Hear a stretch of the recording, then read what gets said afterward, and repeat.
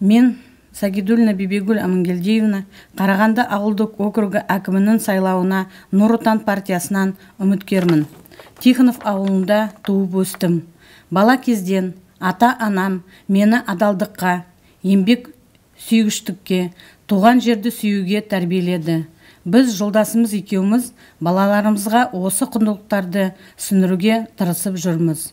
1992 жылы Орал қаласындағы кооперативтік техникумын тауартанушы, 2021 жылы Евразия академиясында мемлекеттік және жергілікті басқару мамандықтарын игердім. 2008-2017 жылдары Қарағанды ауылдық округі әкімі аппаратының бас маманы ретінде жұмыс жасадым. 2017 жылдан Қарағанды ауылдық округі әкімінің қызметін атқарамын. Осы жылдар ішінде округтың су бөгетіне күрделі жөндеу жүргізілді. Балалар ойыны және спорт алаңдары салынды. Көпірлер жөндеуден өткізілді. Қарағанды Ақсай автобус қозғалысы ретке келтірілді. Тұрғындармен араласа жүріп, қандай қиындықтармен кездесеттерін білемін. Таза су тапшылығы, жолдардың сапасыздығы, сапалы медициналық қызметтердің қолжетімділігі. Мен осы мәселелерді шешудің жолдарын, ауыл өмірін қалайша жақсартуға болатынын білемін. Бұл үшін маған сіздердің қолдауларыңыз керек.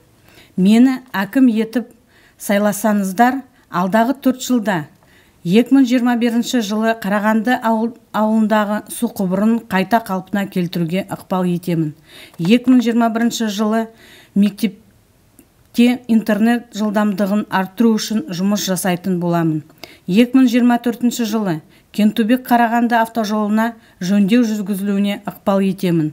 2025 жылы медициналық пунктің құрылысына ықпал етемін. Мен бюджеттің шектелуі екенін түсінемін. Сондықтан қосымша қаржыландыру көздерін іздеу арқылы 2021-2022 жылдары өндірістің кеңеюіне, соның ішінде сүт өңдеу және ірімшік өңдеуге күшімді саламын.